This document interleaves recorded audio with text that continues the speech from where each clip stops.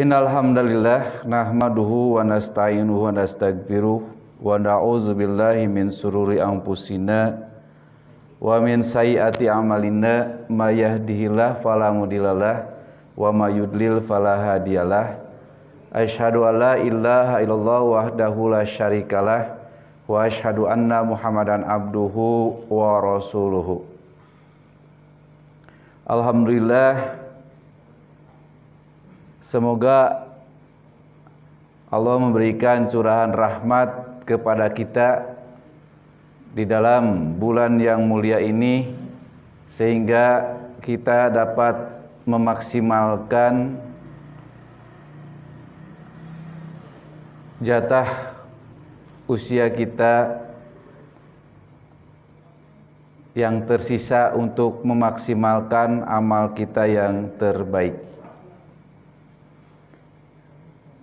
Sebagaimana yang telah dijadwalkan bahwa pada kesempatan ini saya ditugaskan untuk membahas tentang hakikat manusia. Berbicara tentang hakikat manusia ini sangat kompleks yang tidak akan bisa dikupas, dibahas hanya dalam satu pertemuan, karena pembahasan tentang manusia ini sangat luas sekali. Oleh karena itu, diawali dari unsur penciptaan manusia, bahwa manusia ini diciptakan dari 3 unsur. Yang pertama, unsur nafsiyah atau unsur jiwa, kejiwaan. Yang kedua, unsur badaniyah, yaitu unsur jasad manusia itu sendiri. Dan yang terakhir, yang ketiga adalah unsur kharijiyah, yang mana unsur kharijiyah ini merupakan unsur gabungan. Unsur gabungan yang ada di nafsiyah dan yang ada di badaniyah manusia, atau yang lebih dikenal dengan istilah khulqiyah dan khalqiyah. Khulqiyah dan khalqiyah.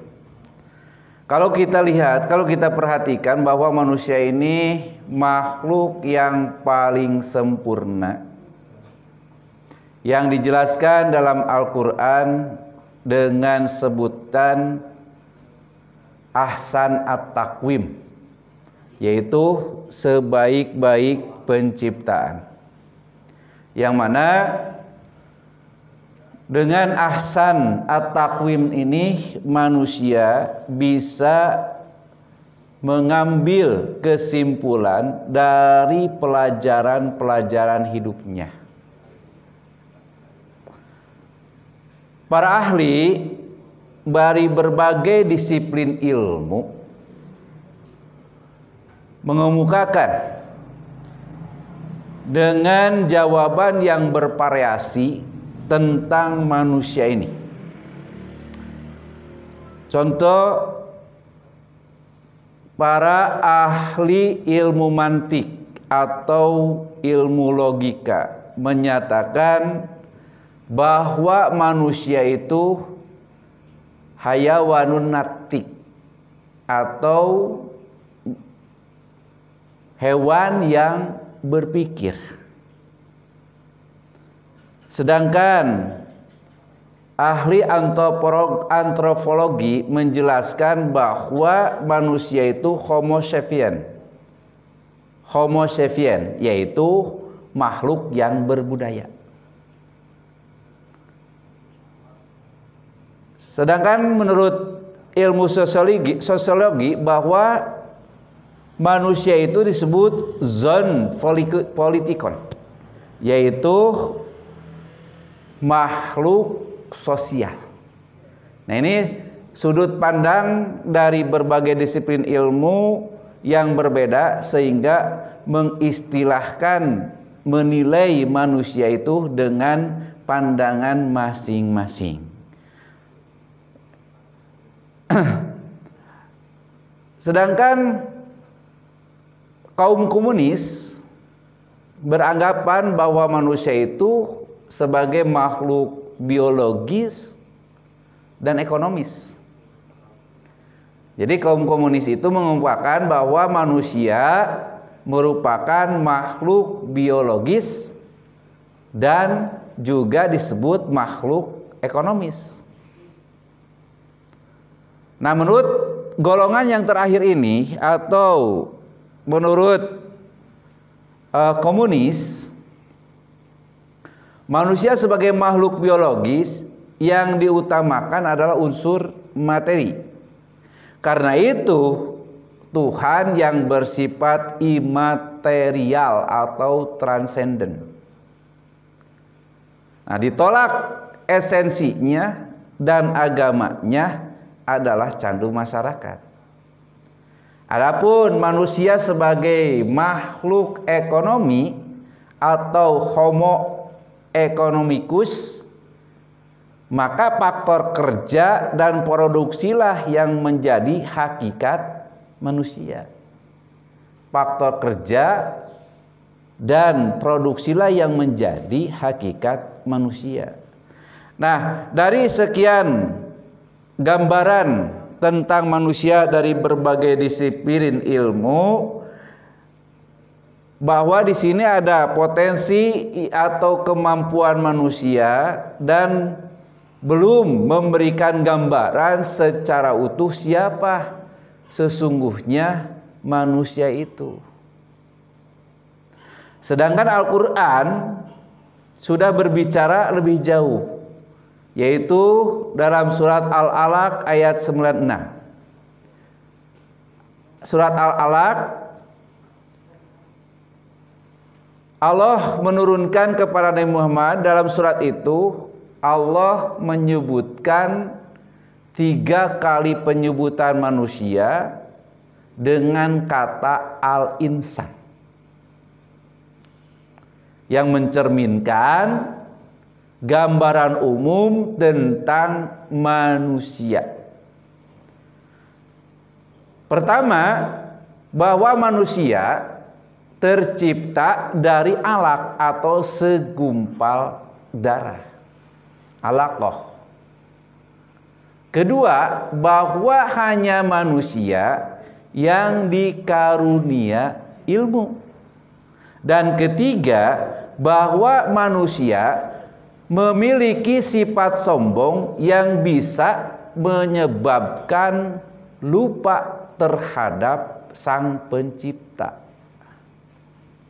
Nah, dalam banyak ayat Allah sengaja berulang kali mengungkapkan bahwa manusia tercipta dari tanah, air yang memancar, di antara tulang sulbi laki-laki dan tulang sulbi perempuan, dari segumpal darah dan seterusnya, dengan tujuan untuk mengingatkan manusia atas kelemahan dan kehinaannya, dan agar manusia tidak arogan dan sombong melebihi kemampuannya. Karena dari asal kejadian yang bersifat material ini, manusia cenderung berperilaku dan memiliki sifat-sifat yang rendah.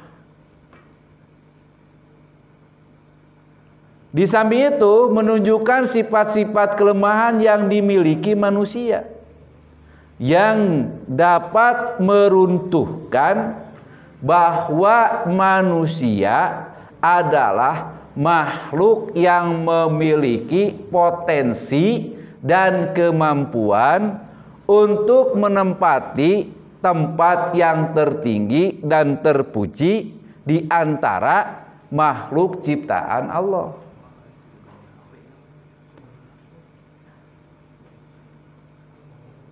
Nah, di samping menunjukkan sifat-sifat kelemahan yang dimiliki manusia yang dapat meruntuhkan derajat kemanusiaannya ke tempat yang lebih rendah dan tercela, juga menunjukkan bahwa manusia adalah makhluk yang memiliki potensi dan kemampuan untuk menempati tempat yang tertinggi dan terpuji.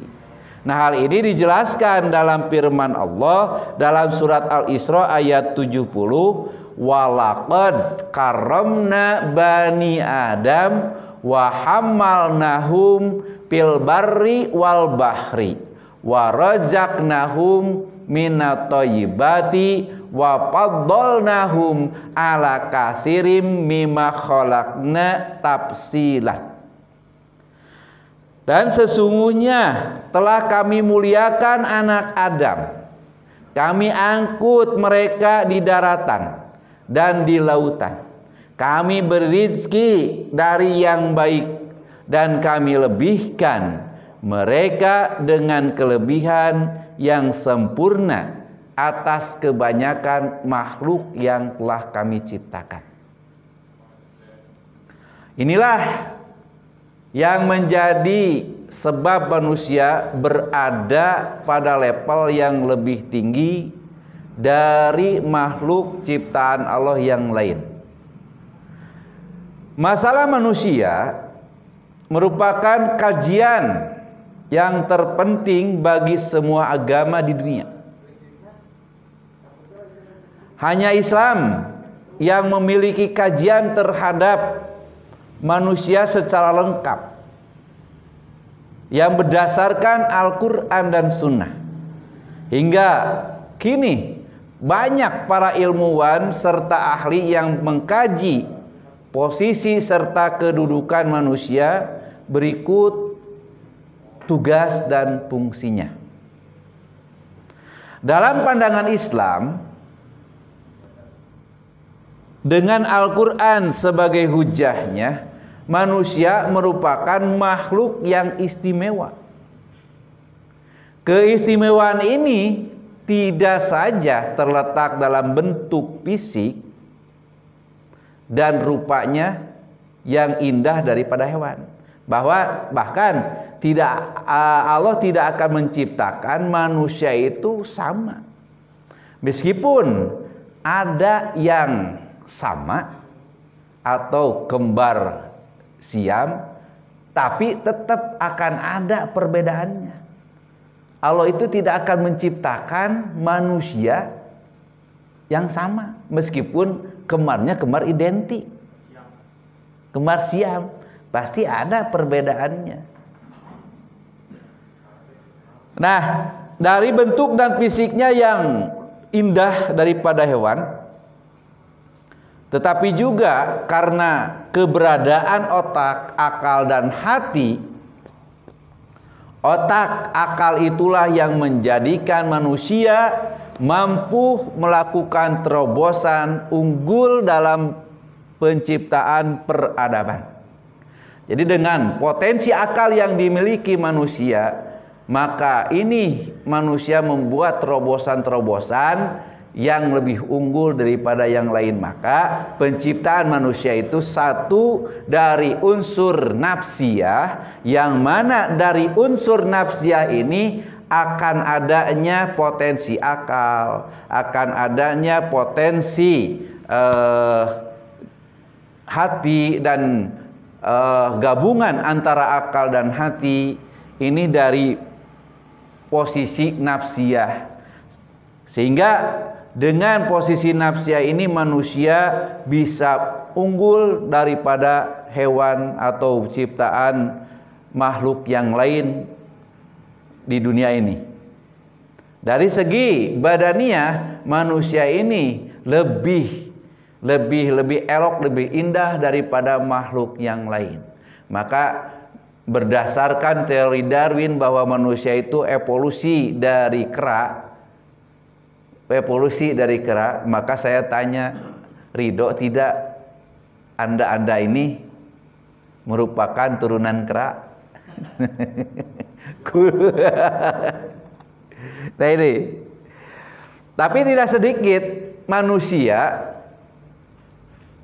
sedikit sekali gitu manusia mengenal tentang keistimewaan dirinya, bahkan keistimewaan penciptaan dirinya sendiri, karena keterbatasan manusia tentang pengetahuan dari penciptaan dirinya.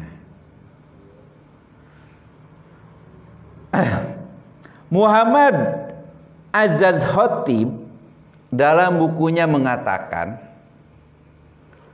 adapun bagaimana manusia itu diciptakan, umpamanya pengetahuan tentang penciptaan itu sebenarnya kita peroleh dari Allah sendiri. Penciptanya, bahwa Allah Azza wa Jalla mengatakan, aku ciptakan kamu dari debu. Lagi firman dari yang lain, dari tanah liat, juga dari lumpur hitam yang diberi bentuk, dari tanah kering seperti tembikar. Jadi kita dengan genting itu masih satu rumpun, satu saudara. Dengan bata itu masih saudara. Nah ini, jadi ayat-ayat di atas seolah-olah bertentangan mengenai asal usul penciptaan manusia, tetapi sebenarnya Allah Subhanahu wa taala menerangkan kepada kita tentang fase-fase dari bahan penciptaan tersebut.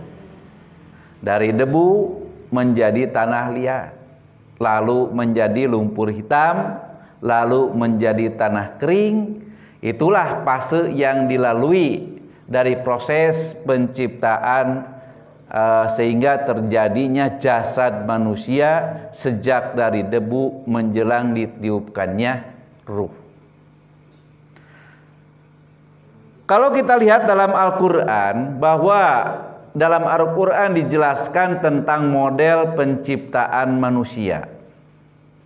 Jadi ada 4 model penciptaan manusia yang ada dalam Al-Quran. 1, model penciptaan Nabi Adam, yaitu bahwa Nabi Adam ini diciptakan tidak dari bahan spermatozoa dan ovarium, atau dari bahan laki-laki dan bahan perempuan. Jadi Adam ini proses yang Allah ciptakan tanpa ayah, tanpa ibu. Adam itu diciptakan tanpa ayah, tanpa ibu. Allah mampu menciptakan manusia tanpa ayah, tanpa ibu. Hal ini dijelaskan dalam Al-Quran. Dalam Al-Quran surat Al-Hijr ayat 28, 31.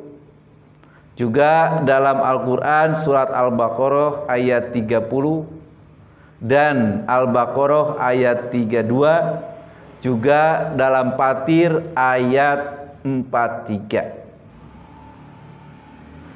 Nah ini tentang penciptaan Adam, bahwa Allah mampu menciptakan Adam ini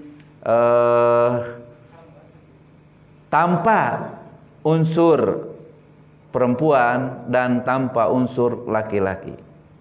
Nah ini yang menjadi bahan kajian untuk kita. Ini coba ya dikaji lagi di ini, bahwa status hadisnya ini dalam tafsir menurut Ibnu Abbas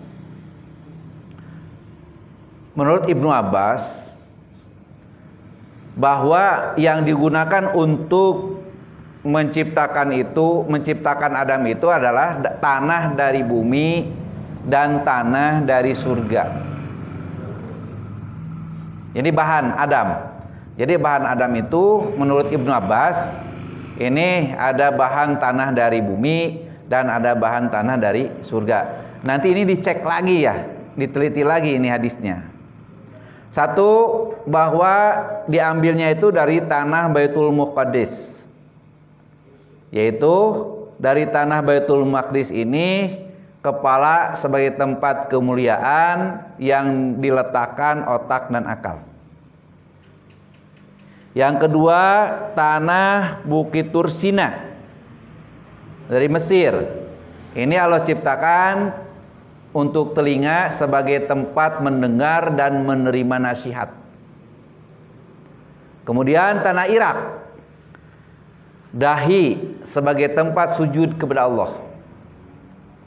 Kemudian tanah Aden, ibu kota Yaman, itu untuk muka sebagai tempat berhias dan kecantikan. Kemudian tanah Telaga Al-Kausar, mata sebagai tempat menarik perhatian. Tanah Al-Kausar, gigi sebagai memanis-manis.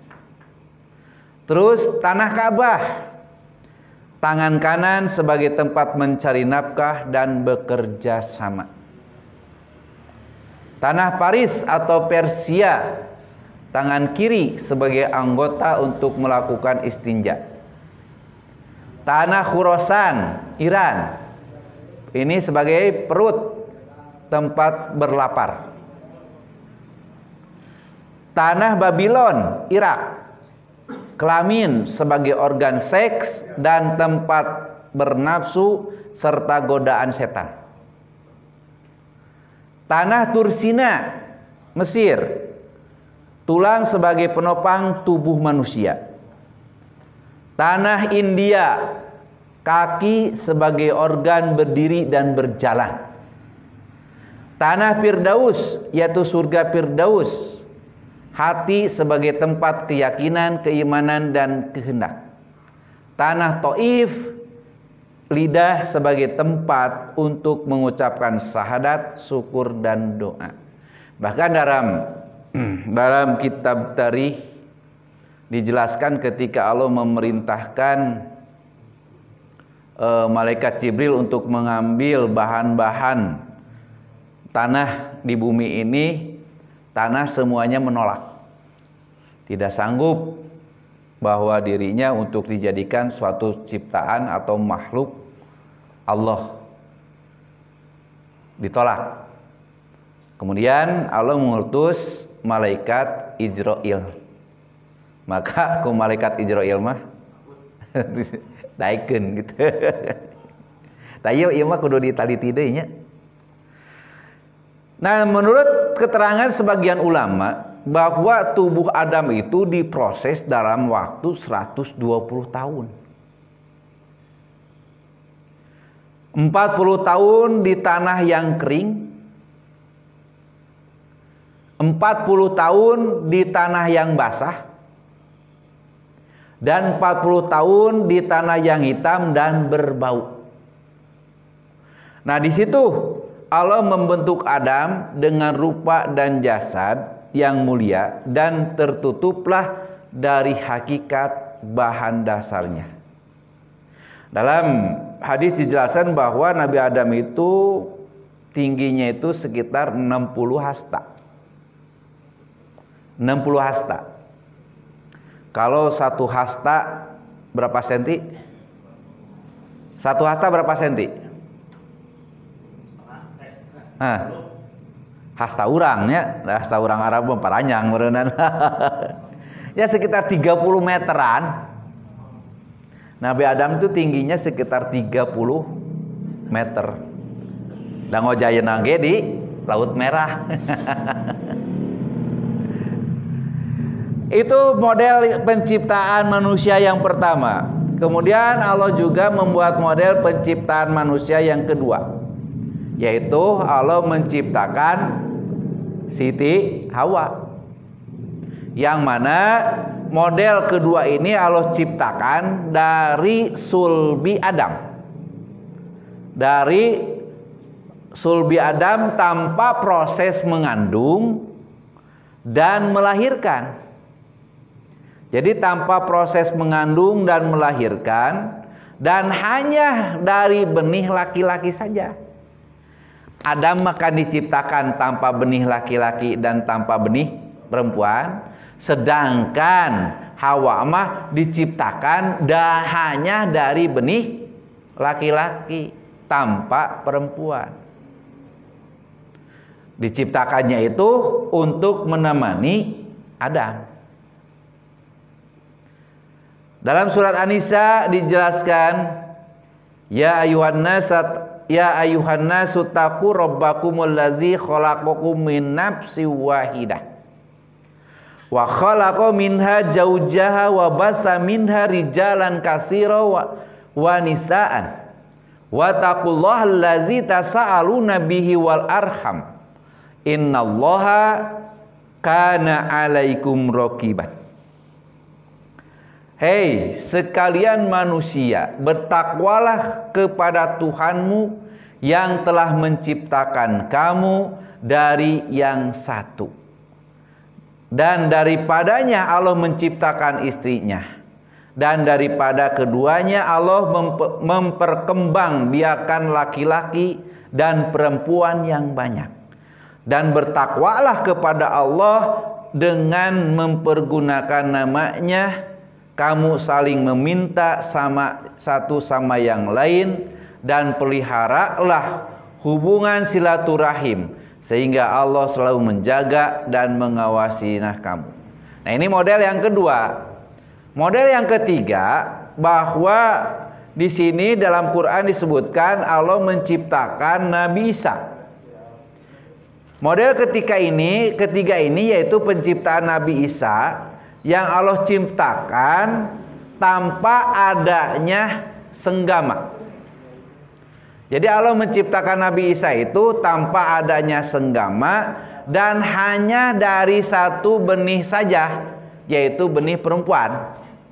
Namun Hawa mah dari benih laki-laki, namun Isa mah hanya dari benih perempuan.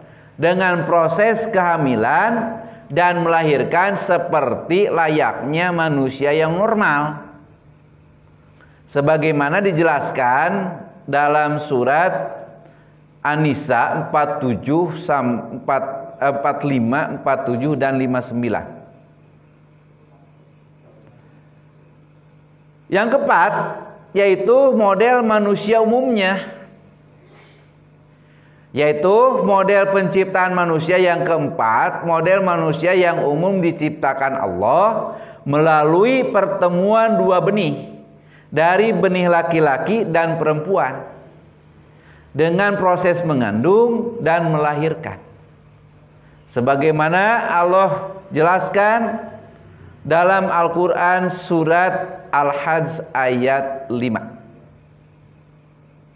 Dalam surat Al-Hajj ayat 5. Nah, tahapan-tahapan kejadian manusia dijelaskan dalam Al-Quran. Yang pertama dalam surat Nuh ayat 14, waqad khalaqakum atwaron. Padahal dia sesungguhnya lebih telah menciptakan kamu dalam berbagai tingkatan kejadian. Juga dijelaskan dalam surat Al-Mu'min ayat 12 dan 16. Walaqad khalaqnal insan min sulalatin min tin. Summa ja'alnahu nutfatan fi qararim makin. Summa khalaqna nutfah 'alaqah. Fa khalaqnal 'alaqah mudghah. Fa khalaqnal mudghah izoman. Fa kasawnal izoma lahman. Summa ansha'nahu khalqan akhar. Fatabarakallah ahsanul khaliqin. Summa innakum ba'da zalika lamayitun. summa innakum yaumal qiyamah tub'atsun. Dan sesungguhnya kami telah menciptakan manusia dari satu saripati, yaitu berasal dari tanah. Kemudian kami jadikan saripati itu air mani yang disimpan dalam tempat yang kokoh, pikorori makin, atau rahim. Kemudian air mani itu kami jadikan segumpal darah. Lalu segumpal darah itu kami jadikan segumpal daging. Dan segumpal daging itu kami jadikan tulang belulang. Lalu tulang belulang itu kami bungkus dengan daging. Kemudian kami jadikan dia makhluk yang berbentuk lain. Maka Maha Suci Allah, pencipta yang paling baik. Kemudian sesudah itu, sesungguhnya kamu sekalian benar-benar akan mati. Kemudian sesungguhnya kamu sekalian akan dibangkitkan dari kuburmu di hari kiamat. Dalam surat Al-Insan ayat 2 dijelaskan, inna khalaqnal insan min nutfatin amsaj, bahwa Allah telah menciptakan manusia itu dari setetes mani yang bercampur. Juga dalam An-Najm ayat 45-46, wa annahu khalaqaz zaujaini zakar wal unsa min nutfatin idza tumna. Dan bahwasanya dialah yang menciptakan berpasang-pasangan laki-laki dan perempuan dari air mani apabila dipancarkan. Dalam Az-Zumar ayat 6 dijelaskan, yakhluqukum fi butuni ummatikum khalqan min ba'di khalqin fi zulumati salasi. Zalikumullah rabbukum Allahul mulku la ilaha illa huwa fa ini tusrofun. Dia menjadikan kamu dalam perut ibumu, kemudian demi kejadian dalam 3 kegelapan.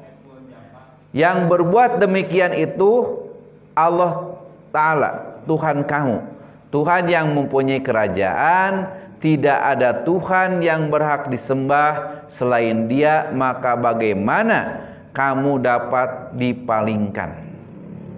Nah, juga dalam hadis dijelaskan dalam riwayat Bukhari, sesungguhnya setiap orang dari kalian dikumpulkan dalam penciptaan ketika berada dalam perut ibunya selama 40 hari.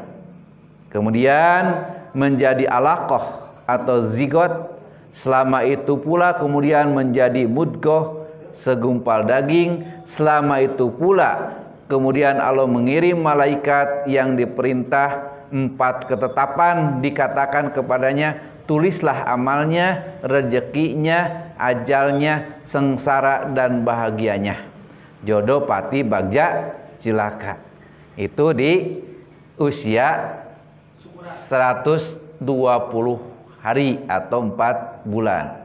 Jadi bagi orang yang belum menemukan pasangannya harus bersabar.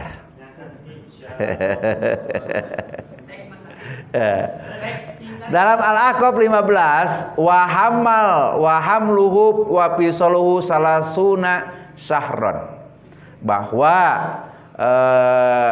ibunya mengandung dengan susah payah dan melahirkan dengan susah payah pula, mengandung dan menyapihnya sampai 30 bulan.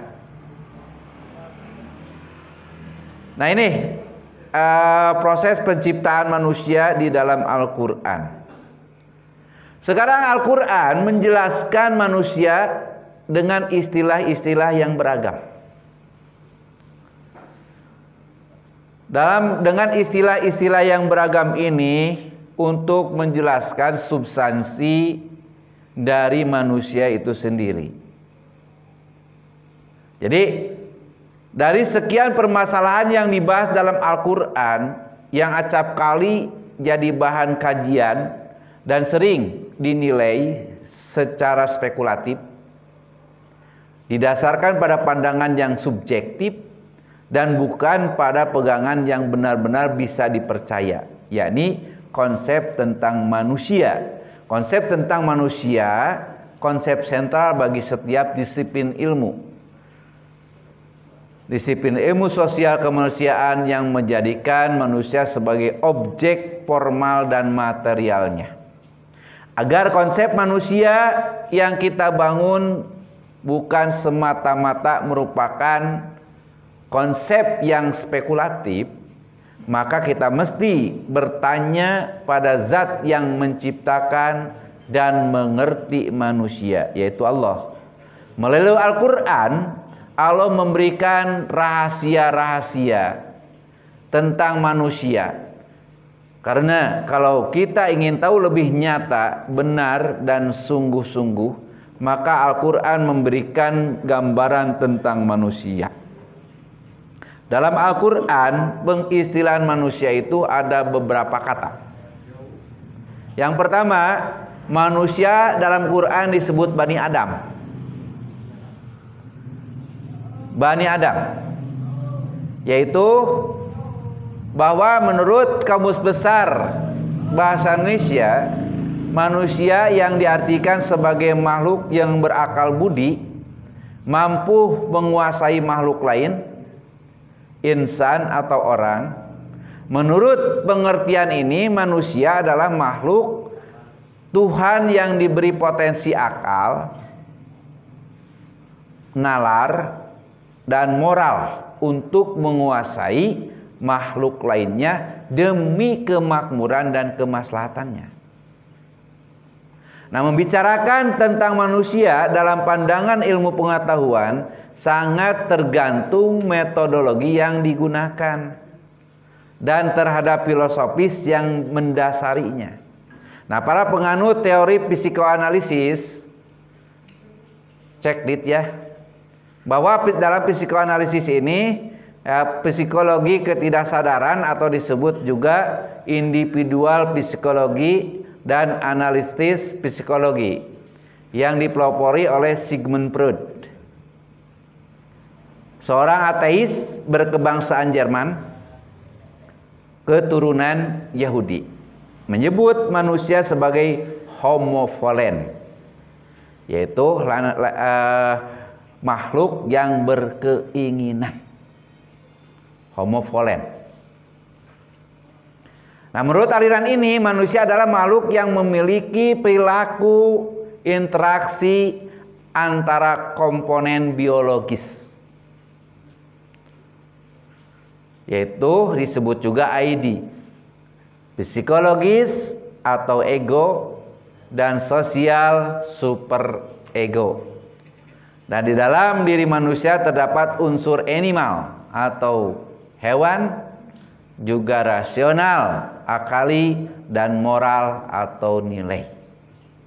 Nah, penggunaan Bani Adam menunjukkan bahwa manusia yang terlahir sesudah ada pada dasarnya merupakan keturunan Adam sebagai manusia pertama dan menjadi keluarga Arab.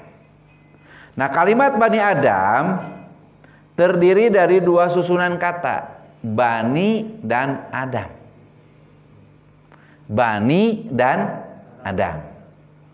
Bani berasal dari bana yang berarti membangun, mendirikan, mempunyai, atau jamaknya abna, serta dalam bentuk isim tasgir atau yaitu bunia. Menurut beliau disebut demikian liqaunihi binaun lil ab fa inal ab huwallazi banahu wa ja'alallahu binaan fil ijadihi. Sebab keadaannya dibangun, dibentuk oleh Bapa, karena sesungguhnya Bapa membangunnya serta Allah menjadikan bentuk dalam perwujudannya atau anak. Adapun kata Banu atau Bani Adam maksudnya adalah anak cucu atau keturunan Adam.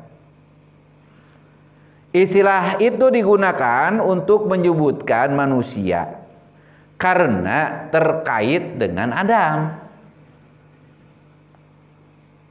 Penghormatan dari makhluk lainnya selain iblis. Ya, ini sebagai bahwa Adam itu sebagai bapak manusia pertama yang diciptakan Allah dan mendapat penghormatan dari makhluk lainnya selain iblis. Ini dalam Al-Baqarah 34. Nah, kata Bani Adam dalam Al-Quran diulang sebanyak 7 kali. 4 kali disebut secara beruntun dalam surat Al-A'raf, yaitu ayat 26 tentang macam pakaian yang dianugerahkan Allah. Ayat Al-A'raf 26. Al-A'raf ayat 27 berbicara tentang larangan mengikuti setan yang menyebabkan terbukanya aurat orang tua manusia, Adam dan Hawa. Yang ayat yang ketiga satu memerintahkan memakai pakaian indah saat memasuki masjid. Ayat yang ke-35 menjelaskan tentang kewajiban taat kepada tuntunan Allah yang disampaikan oleh para rasulnya, tentu termasuk tuntunan berpakaian. Nah, dalam surat Al-A'raf ayat 172 ini tentang perjanjian promadial antara hamba dan Allah. Nah, 1 kali disebut dalam surat Yasin ayat 60. Ini menunjukkan, dalam ayat ini menunjukkan bahwa manusia perlu diingatkan dari musuh yang terkadang tidak terlihat dan tidak didasari atau setan, disadari. Nah, peringatan ini berkaitan dengan kejadian Adam sebagai manusia pertama. Alam ahad ilaikum ya bani Adam ala tabudu syaitana innahu lakum aduwwum mubin. Bukankah aku telah memerintahkan kepadamu hai Adam, hai bani Adam, supaya kamu tidak menyembah setan. Sesungguhnya setan itu adalah musuh yang nyata bagi kamu. Nah, 1 kali disebut dalam surat Al-Isra tentang keistimewaan serta kemuliaan manusia. Nah, eksistensi manusia ternyata tidak luput dari historis keberadaan Adam di bumi. Sehingga penggunaan kata Bani Adam untuk manusia menunjukkan keterkaitan antara manusia dengan Adam. Atau dengan kata lain, bahwa secara historis asal usul manusia adalah satu, yaitu dari Nabi Adam. Dengan demikian dapat pula disimpulkan bahwa manusia dalam konsep Bani Adam adalah sebuah usaha pemersatu, persatuan dan kesatuan, tidak ada perbedaan sesamanya, yang juga mengacu pada penghormatan, menjunjung tinggi nilai-nilai kemanusiaan, serta mengedepankan HAM. Karena yang membedakan hanyalah ketakwaan kepada Sang Pencipta. Itu penyebutan Bani Adam. Jadi manusia disebut Bani Adam. Yang kedua, manusia disebut Duriyah Adam. Duriyah Adam. Nah, istilah Duriyah dalam Al-Quran berasal dari kata zarun yang berarti tumbuh atau terbit, menabur. Juga bisa diartikan atom, juga bisa diartikan molekul. Nah, dalam Quran darun disebut 6 kali, sedangkan kata duriyah dalam Quran ini disebut 10 kali. Sedangkan penyebutan dengan diidobatkan duriyat Adam atau duriyatu Adam ini disebut sebanyak 20 kali. Al-Asbahani menyebutkan bahwa az-zurriyah asluha as-sigaru minal aulad. Wa in kana qad yaqau 'ala sigar wal kibar ma'an fi ta'aruf. Jadi disebut duriyah asalnya sigor. Yang kecil dari anak-anak atau anak kecil. Nah, sedangkan menurut Ahmad Muhtar bahwa beliau menyebutkan beberapa hal tentang manusia, di antaranya bahwa keturunan anak asalnya memakai hamzah yang kemudian dibuang supaya ringan pengucapannya untuk membantu dalam mufrad, jama', mudzakkar dan muannas, dan kepada sebagian dari keturunan Nuh, Daud, Sulaiman, Ayub, Yusuf, Musa dan Harun. Atau juga perempuan dan anak kecil, atau juga bapak para kakek, atau juga kelompok atau golongan. Nah, sedangkan Imam Al-Qurtubi menukil dari periwayatan Ibnu Abbas, akhrajallahu dzurriyyata Adam alaihi salam min dhuhrihi kahiyati dzarri wa huwa fi azi minal ma'i. Allah mengeluarkan keturunan Adam dari tulang punggungnya seperti keadaan molekul atau atom, dan ia berada menyatu dalam air. Para ahli tafsir berkomentar tentang duriyah, di antaranya Imam Samarqandi menjelaskan sesungguhnya keadaan mereka seperti atom atau molekul dalam kerumunan yang sangat banyak, bukan dalam bentuk atau tubuh, tapi mereka dalam bentuk seperti menciptakan mereka pada suatu hari.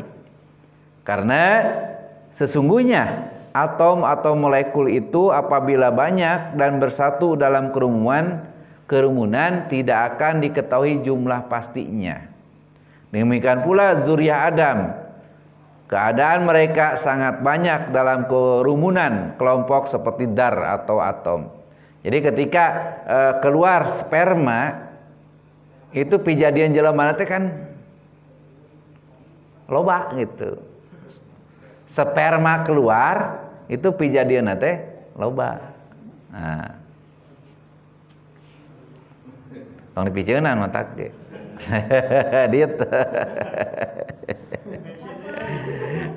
Imam At-Tabari menjelaskan, karena sesungguhnya nampak munculnya Bani Adam darinya keturunan yang sangat banyak yang serupa secara bertahap yang tidak diketahui jumlahnya kecuali Allah. Nah, konsep manusia dengan penyebutan duriyah menjelaskan bahwa secara genetik semua manusia baik pada kurun awal ada sampai hari kiamat adalah satu genetik dari Adam yang akan mewariskan sifat-sifat kemanusiaannya, dan secara gen pula merupakan ciri manusia merupakan keturunan yang sangat bisa dilacak dan ditentukan nasabnya. Yang kedua insan. Yang ketiga yaitu manusia disebut insan. Manusia disebut insan dalam Al-Quran. Insan itu berasal dari kata anasa yang artinya jinak. Ada juga yang mengatakan bahwa al-insan itu berasal dari kata nasia, lupa. Maka dalam ilmu tasrif, coba tasrifkan dari nasia. Nasia poho gitu.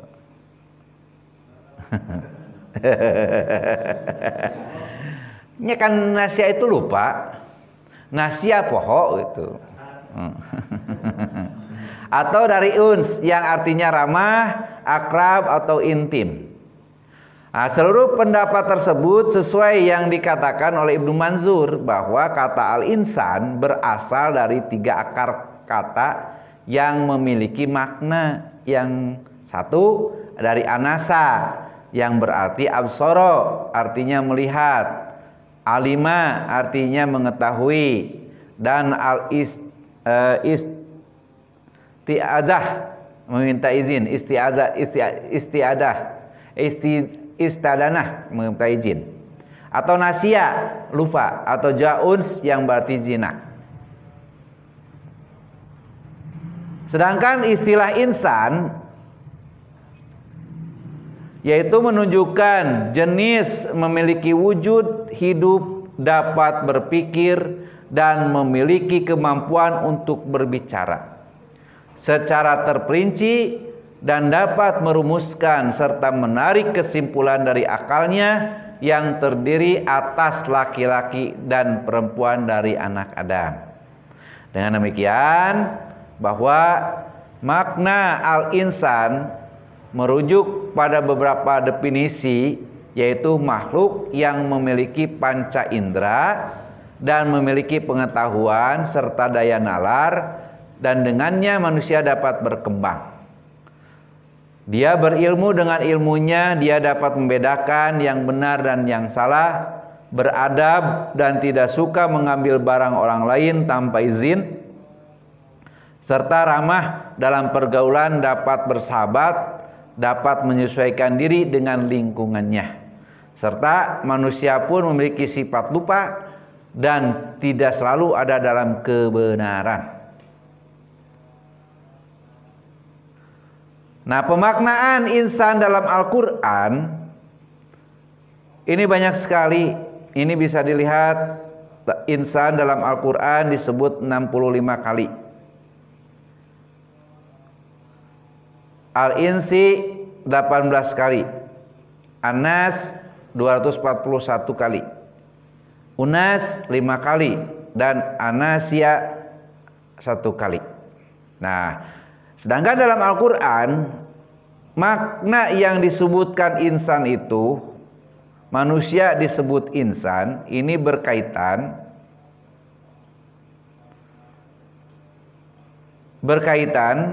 dengan bahwa manusia itu memiliki makna, atau insan itu memiliki makna satu, perintah memikirkan dari apa yang diciptakan. Ini dalam At-Thariq ayat 5.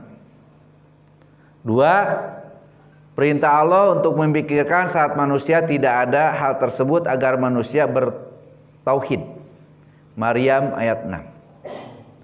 Ketiga, manusia bercita-cita untuk mendapatkan sesuatu. An-Najm ayat 24. Keempat, manusia membawa amal masing-masing ke akhirat. Ini dalam Al-Isra ayat 13. Nah, kata insan bila dilihat asal kata tadi berarti melihat, mengetahui, diminta izin. Atas dasar ini, kata tersebut mengandung makna, mengandung petunjuk adanya kaitan substansi antara manusia dengan kemampuan penalarannya. Manusia dapat mengambil pelajaran dari hal-hal yang dilihatnya dan dapat mengetahui apa yang benar dan apa yang salah, serta meminta izin ketika akan menggunakan sesuatu yang bukan miliknya. Berdasarkan pengertian ini, tampak manusia mempunyai potensi untuk dididik. Kemudian disebut basar. Yang keempat, manusia disebut basar. Nah, penelitian terhadap kata manusia dalam Al-Quran dengan menggunakan basar, bahwa disebut basar itu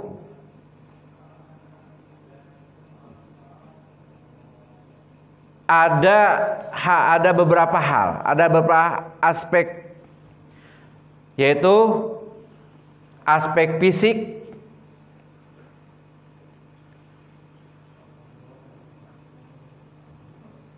di antaranya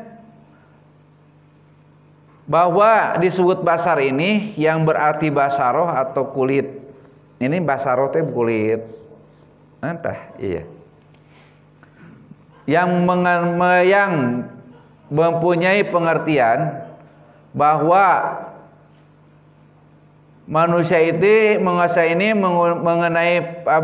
mempunyai proses dan fase perkembangan sebagai makhluk biologis. Di antaranya prenatal sebelum lahir, proses penciptaan manusia berawal dari pembuahan. Postnatal sesudah lahir, yaitu perkembangan dari bayi, remaja, dewasa dan usia lanjut.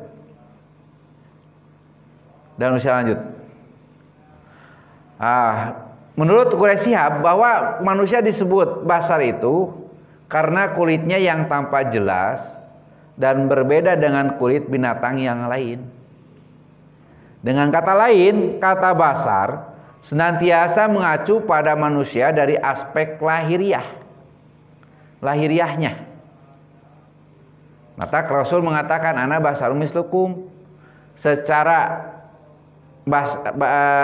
lahiriah sama kita itu dengan Rasul. Rasul memiliki telinga, memiliki mata, hidung, bibir gitu. Nah itu. Nah kata basar senantiasa mengacu pada manusia dari aspek lahiriah, mempunyai bentuk-bentuk yang sama, makan, minum dari bahan yang sama. Juga pertumbuhan usianya, pertambahan usianya, kondisi fisiknya, menjadi tua dan ajal. Nah ini kesamaan semua manusia.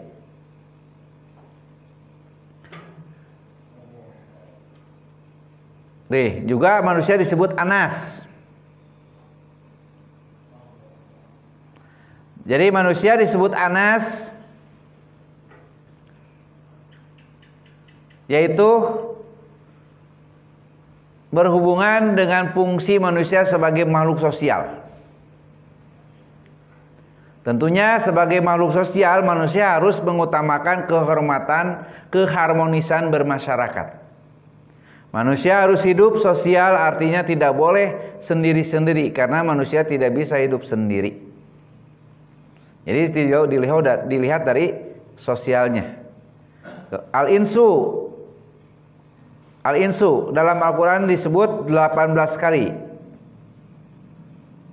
yaitu bahwa disebut al-insu, manusia selalu diposisikan sebagai lawan dari kata zin.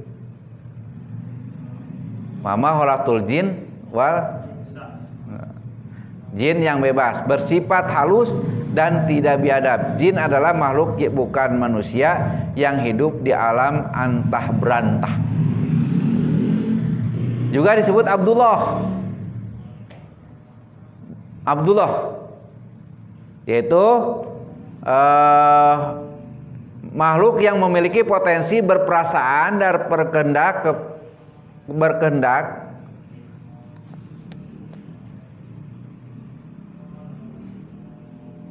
yaitu Abdullah sebagai hamba Allah. Selain juga abdun juga bermakna ibadah, sebagai pernyataan kerendahan diri. Jadi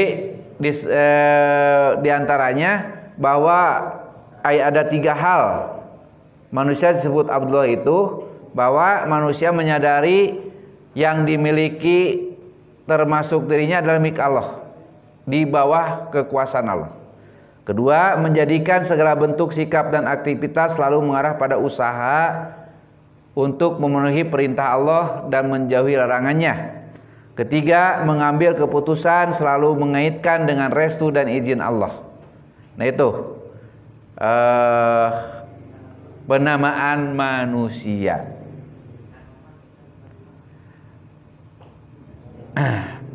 Ini karena tadi saya katakan bahwa tentang manusia ini kompleks sekali, tidak akan bisa dibahas dalam satu pertemuan.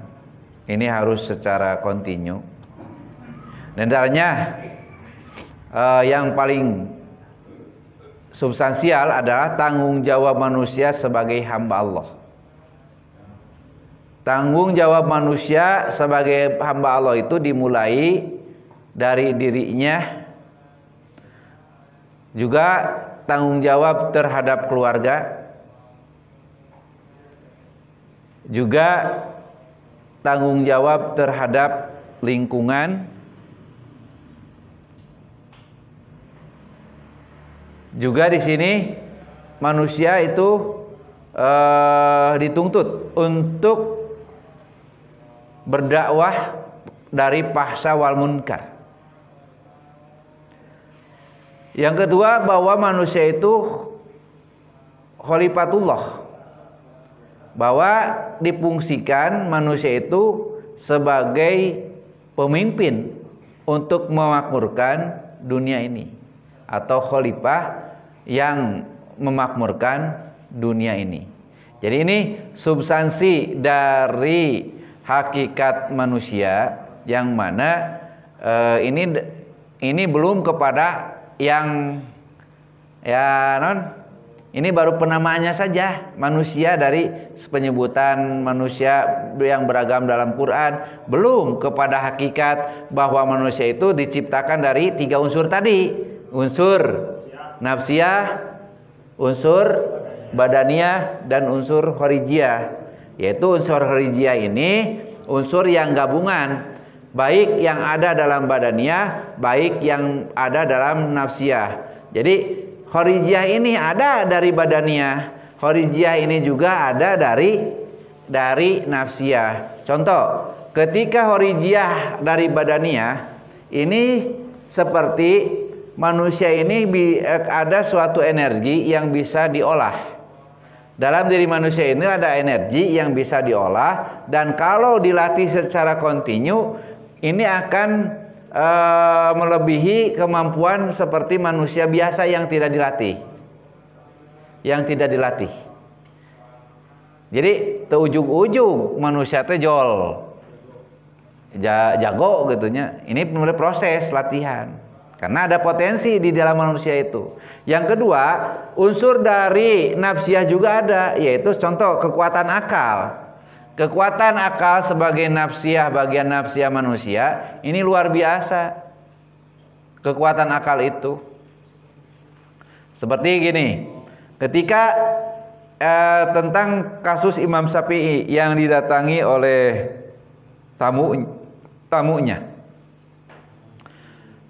Ketika itu tamunya melihat di rumah Imam Syafi'i itu banyak dengan kitab-kitab, hampir saimah kitab-kitab.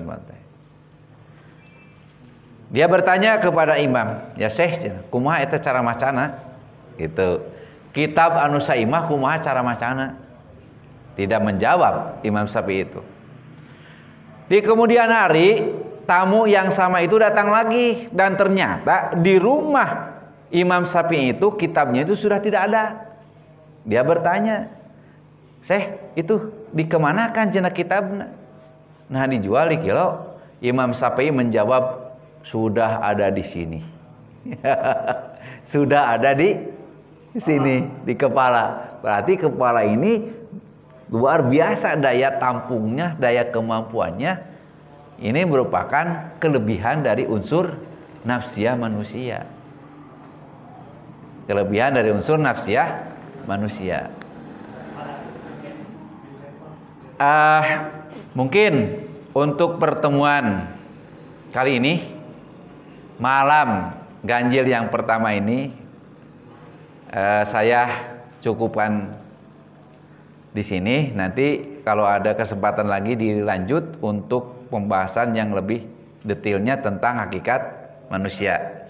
Kemudian selanjutnya kita lanjut kepada pemateri yang kedua, yaitu Saudara Eja. Saya kembalikan kepada moderator untuk memandu lagi acara selanjutnya.